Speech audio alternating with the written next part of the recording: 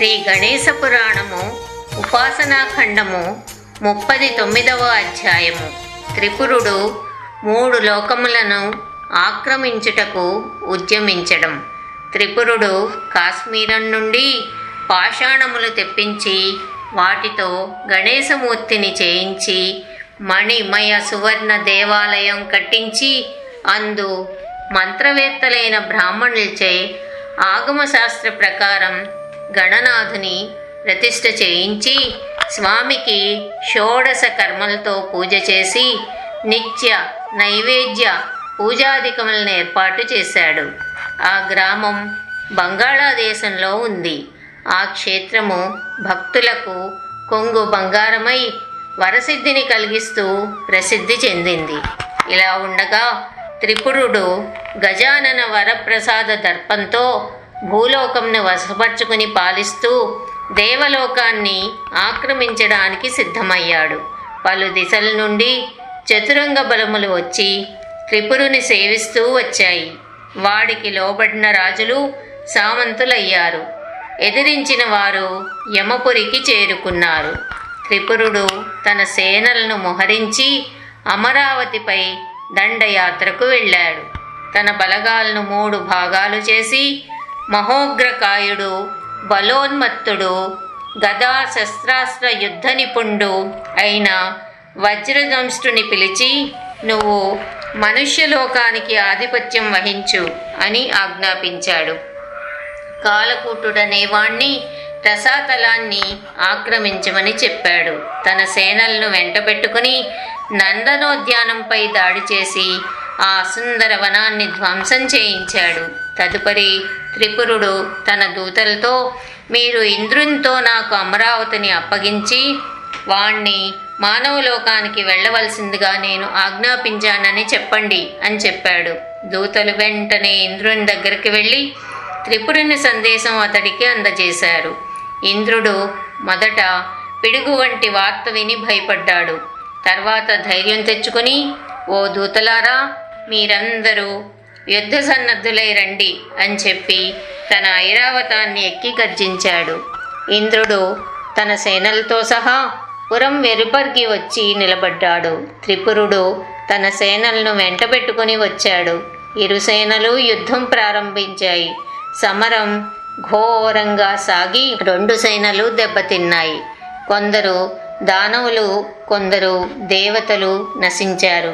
మిగిలిన వారు తన సేనలతో త్రిపురుడు ఇంద్రుని పైకి తలపడ్డాడు. తన ఖడ్గంతో ఇంద్రుని చేయి నరికాడు. దానితో ఇంద్రుని వజ్రాయుధం కింద పడింది. త్రిపురుడు ఆ వజ్రాయుధంను తీసి దానితో ఐరావతమును కొట్టాడు. ఐరావతం హాహాకారాలు చేస్తూ పారిపోయింది. ఇంద్రుడు, త్రిపురుడు ముష్టి యుద్ధానికి దిగారు. ఇంద్రుడు పిడికిలు బిగించి త్రిపురుణ్ణి గట్టిగా గుద్దాడు. ఆ దెబ్బకు త్రిపురుడు సొమ్మసిల్లిపోయాడు.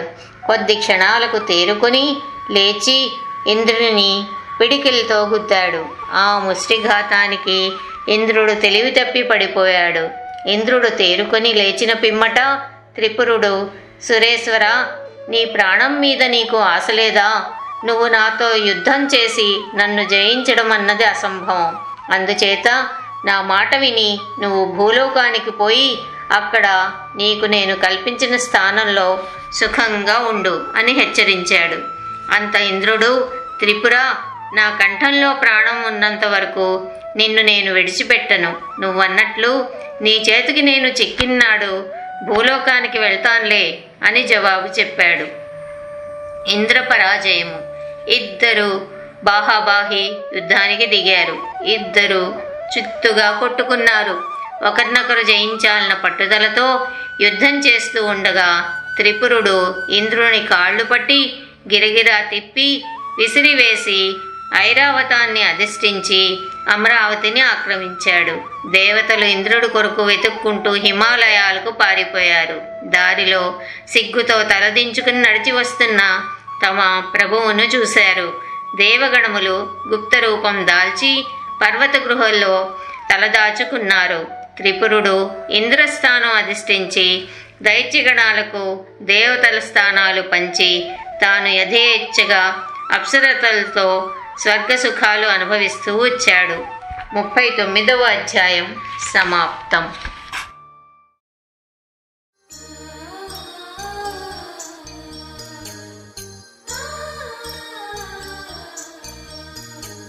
శ్రీ గణేశ పురాణము ఉపాసనా ఖండము 40వ అధ్యాయము. సంకష్టనాశక గణేశ స్తోత్ర ప్రాశస్యము. త్రిపురాసుడు అమరావతిని వశపరుచుకుని దేవతాస్థానములన్నింటినీ ఆక్రమించుకుని తన ఏలుబడిని సాగిస్తూ బ్రహ్మలోకానికి వెళ్ళాడు. దైత్యుని పరాక్రమం దేవతల ద్వారా తెలుసుకున్న బ్రహ్మదేవుడు పద్మం నాభిలో దాక్కున్నాడు. అలాగే విష్ణువు పాలసముద్రమునకు తరలి వెళ్ళాడు. అంతా త్రిపురుడు తన మానసపుత్రుడైన ప్రచండుని బ్రహ్మలోకానికి పాలకుడుగాను, చండుని విష్ణులోకాధిపతిగాను నియమించాడు. తదుపరి తాను స్వయంగా కైలాసమునకు వెళ్ళి తన బాహుబలంతో కైలాసగిరిని కంపింపచేశాడు. అంతా త్రిపురుడు తన మానసపుత్రుడైన ప్రచండుని బ్రహ్మలోకానికి పాలకుడుగాను, చండుని విష్ణులోకాధిపతిగాను నియమించాడు. తదుపరి తాను స్వయంగా కైలాసమునకు వెళ్ళి తన బాహుబలంతో కైలాసగిరిని కంపింపచేశాడు. గిరిజాదేవి భయపడి గౌరీనాథుని గట్టిగా కౌగలించుకుంది. దైత్యుని బలపరాక్రమాలకు మెచ్చి భక్తవర ప్రదాత అయిన భవుడు వెలుపలకు వచ్చి త్రిపురుని ఏమైనా వరాలు కోరుకోమన్నాడు. అప్పుడు త్రిపురుడు, శంకరా, నువ్వు నిజంగా సంతోషం చెందిన వాడవైతే నాకు కైలాసాన్ని అప్పగించి నువ్వు మందర పర్వత శిఖరానికి వెళ్ళి నా మనోరథం నెరవేరే వరకు అక్కడే నివసించు అని చెప్పాడు. వాడి ఆయుష్ అతి స్వల్పమని ఎంచి శంకరుడు కైలాసగిరిని విడిచి మందర పర్వతానికి వెళ్ళిపోయాడు. త్రిపురుడు కైలాసగిరిని అధిరోహించాడు. అలా దేవలోకాలన్నీ ఆక్రమించిన త్రిపురుడు పాతాళానికి వెళ్ళాడు. త్రిపురుని ఆజ్ఞతో భూలోకమేలుతున్న భీమకాయుడు రాజ్యులనందరినీ తన వశం చేసుకుని ఋషివర్యులను బంధించి దేవతా ప్రీతికరమైన అగ్నిహోత్రాలను ఆర్పివేసి ఋష్యాశ్రమాలను తీర్థాలను ధ్వంసం చేశాడు. అంతటితో ఆగక గర్వంతో బలిసి స్వాహాకార స్వదాకార వేద సదాచారాలను ద్వేషిస్తూ వచ్చాడు. ఇదిలా ఉండగా త్రిపురుని దూత వజ్రదంశ్రుడు సప్తపాతాళాలను వశపరుచుకుని అక్కడ నాగకన్యలతో కలిసి సుఖభోగాలు అనుభవిస్తూ వచ్చాడు. ఆయా లోకాల్లో గల అనేక అమూల్య రత్నాలను త్రిపురునికి అందించాడు. ఇలా సమస్త లోకాలను ఆక్రమించి త్రిపురుడు ఆనందం పొందాడు. అంతటా గుహల పాలైన దేవతాగణం ఈ రాక్షసుడి పీడలా విరగడవుతుంది, వీడిని ఎవరు సంహరిస్తారు, వీడికి వరాలు ఎవరిచ్చారు అని వారిలో వారు చర్చించుకోసాగారు. త్రిలోక సంచారి అయిన నారదుడు ఆకాశ మార్గాన పోతూ దీనావస్థలో ఉన్న దేవతలను చూసి కిందకి దిగాడు. నారదుని చూడగానే దేవతలు, మహర్షి, నీకు శతవందనాలు, నువ్వు త్రికాలజ్ఞుడవు, ఈ 3 లోకాల్లో నీకు తెలియని విషయం ఉండదు, చూస్తున్నావు కదా, ఈ త్రిపురుడు మమ్మల్ని మా మాటేమిటి శివకేశవుల్ని స్థానభ్రష్టులను చేశాడు. అసలు వీడికింతటి బలం ఎలా వచ్చింది, వీడికి ఎవరు వరాలిచ్చారు, దయచేసి వీడి పీడ వదిలే ఉపాయం చెప్పండి అని ప్రార్థించారు. నారదుడు, దేవతలారా, వీడు 1000 దివ్య సంవత్సరాలు ఘోర తపస్సు చేసి గణేశ్వరుని అనుగ్రహం సంపాదించాడు. ఆ స్వామి వీడికి దేవ, ఋషి, పితృ, యక్ష, రాక్షస, పిశాచ, తక్షకుల వల్ల ఎటువంటి భయము ఉండదని, ఒక్క శంకరుడు మాత్రమే వాణ్ణి నిర్జించగలడని వరమిచ్చాడు. అందుచేత మీరు ఆ గణనాథుని ఆరాధించి అతని అనుగ్రహం పొందండి అని సలహా ఇచ్చాడు. దేవతలందరూ సంతోషించి ఆ స్వామిని ఎలా ఆరాధించాలో చెప్పమని నారదుని కోరారు. నారదుడు దేవతలకు గణేశ ఏకాక్షరి మహామంత్రం ఉపదేశించి, మీరు ఈ మంత్రాన్ని శ్రీ గణేశుడు ప్రత్యక్షమయ్యేంత వరకు జపించండి. ఈ దైత్యుడు అంతమయ్యే ఉపాయం ఆ ద్విరదాస్యుడే మీకు చెప్తాడు అని హితవు చెప్పి వెళ్ళిపోయాడు. నారద వచనానుసారం దేవతలు బొటన వేళ్లపై నిలబడి కొందరు, పద్మాసనం వేసుకుని కొందరు, వీరాసనం వేసుకుని కొందరు ఇలా దృఢ వ్రతులై గణపతి ఏకాక్షర మహామంత్రం చాలా కాలం జపం చేశారు. గజానండు సంతోషించి సొగసైన రత్నకిరీటం, మణికుండలాలు, తుండము, ఏకదంతము, బంగారు మొలతాడు, భుజకీర్తులు, 4 చేతుల్లో పాసము, అంకుశము, పద్మము, పరశువు ధరించి గాత్రమునకు రక్తచందనము, కస్తూరి సింధూరము మైపూతగా పోసుకొని కోటి సూర్యప్రభలతో దేవతల ఎదుట సాక్షాత్కరించాడు. ఆ మూర్తిని చూసి కొందరు మూర్ఛపోయారు, కొందరు ఆశ్చర్యపోయారు, కొందరు నమస్కరించారు. అందరూ కలిసి వారి కష్టములు తీర్చడానికి వారి ముందు సాక్షాత్కరించిన గణపతిని ఇలా స్తుతించారు. అథ సంకష్టహరణ గణేశ స్తోత్రం. నమో నమస్తే పరమార్థరూప, నమో నమస్తేఖిల కారణాయ, నమో నమస్తేఖిల కారకాయ, సర్వేంద్రియాణాం అధివాసినేపి. నమో నమో భూతమయాయ తేస్తు, నమో నమో భూతకృతే సురేశ, నమో నమః సర్వధియాం ప్రబోధ, నమో నమో విశ్వలయోద్భవాయ, నమో నమో విశ్వభృతేఖిలేశ, నమో నమః కారణకారణాయ, నమో నమో వేదవిదామదృశ్య, నమో నమః సర్వవరప్రదాయ, నమో నమో నాగవిచారభూత, నమో నమో విఘ్ననివారణాయ, నమో నమో భక్తమనోరథఘ్న, నమో నమో భక్తమనోరథజ్ఞ, నమో నమో విశ్వవిధానదక్ష, నమో నమో భక్తమనోరథేశ, నమో నమో దైత్య వినాశహేతో, నమో నమః సంకటనాశకాయ, నమో నమః కారుణికోత్తమాయ, నమో నమో జ్ఞానమయాయ తేస్తు, నమో నమో జ్ఞాన వినాశకాయ, నమో నమో భక్త విభూతిదాయ,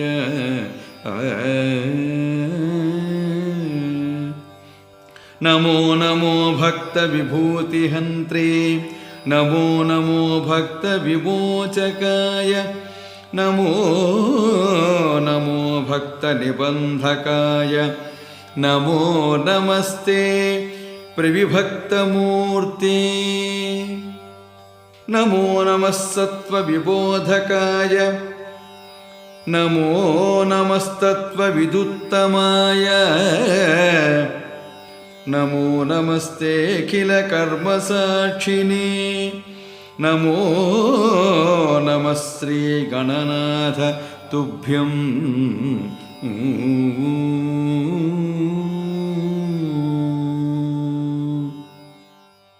దీని భావార్థం ఏమనగా, ఓ దేవా, నీవు పరమార్థ స్వరూపుడవు, నీకు నమస్సులు. అఖిల కారణుడవు, సమస్త బ్రహ్మాండములకు కారకుడవు, సమస్త ఇంద్రియములకు అధినేతవు, భూతమయుడవు, సమస్త భూతములకు కర్తవు, బుద్ధిని ప్రేరేపించువాడవు, సృష్టి స్థితి లయ కారకుడవు, విశ్వంభరుడవు, కారణకారుండవు, వేద విధులకు సైతము అగోచరుడవు, భక్తులెల్లరకు వరములు ప్రసాదించేవాడవు, వాక్కులకు అతీతుడైన వాడవు, విఘ్నములన్నీ పోగొట్టేవాడవు, అభక్తులకు విఘ్నకారకుడవు, భక్తుల మనోరథములు తీర్చివాడవు, విశ్వవిధానదక్షుడవు, దైత్యులను నశింపచేయువాడవు, సంకటములను పోగొట్టేవాడవు గణేశ్వర, నీకు నమోవాకములు. ఓ కర్ణమయ్య, ఓ జ్ఞానస్వరూప, అజ్ఞాన వినాశకర, భక్తేశ్వర ప్రదాత, భక్తరక్షక, అభక్త విబంధక, భక్తులు కాని వారిని బంధించేవాడా, భక్త బంధ విమోచక, భక్తుల బంధములను తొలగించేవాడా, నీకు నమస్కారము. తత్వవేత్తల్లో ఉత్తముడవు, తత్వబోధకుడవు, సమస్త కర్మలకు సాక్షీభూతుడవు, సమస్త గణములకు నాథుడవు అగు గణేశ్వర, నీకు వందనములు. ఈ విధంగా దేవతలచే స్తుతింపబడిన గణేశ్వరుడు ప్రసన్నుడై, ఓ దేవతలారా, మీ తపస్సు, మీ స్తోత్రము నన్ను సంతుష్టిపరిచాయి. మీరు కావలసిన వరాలు కోరుకోండి అని అభయమిచ్చారు. అప్పుడు దేవతలు, ఓ దేవదేవా గణేశ, నువ్వు మా ప్రార్థనలకు సంతుష్టుడవైతే మమ్మల్ని పదభ్రష్టులను చేసి అష్ట కష్టాలు పెడుతున్న ఆ త్రిపురాసుని కడతీర్చు. ఆ దైత్యునికి వరములొసిగిన వాణివి నువ్వే, వాణ్ణి నిర్జించడానికి సమర్థుడువు నువ్వే. మాకు శరణు, మమ్మల్ని రక్షించు అని గణేశ్వరిని వేడుకున్నారు. గజానండు, ఓ దేవతలారా, ఆ దైత్యుని ఆగడముల నుండి మిమ్మల్ని రక్షిస్తాను, మీ కష్టములన్నీ తొలగిస్తాను. మీరు చేసిన స్తోత్రం నాకెంతో నచ్చింది. అది సంకష్ట వినాశన స్తోత్రంగా ప్రసిద్ధి చెందుతుంది. ఈ స్తోత్రము భక్తి శ్రద్ధలతో పఠించేవాడు, వినేవాడు కష్టముల బారి నుండి బయటపడతాడు. ఇక వానికి ఎట్టి బాధలు కలగవు అని దేవతలకు అభయమిచ్చి అంతర్ధానమయ్యాడు. 40వ అధ్యాయం సమాప్తం.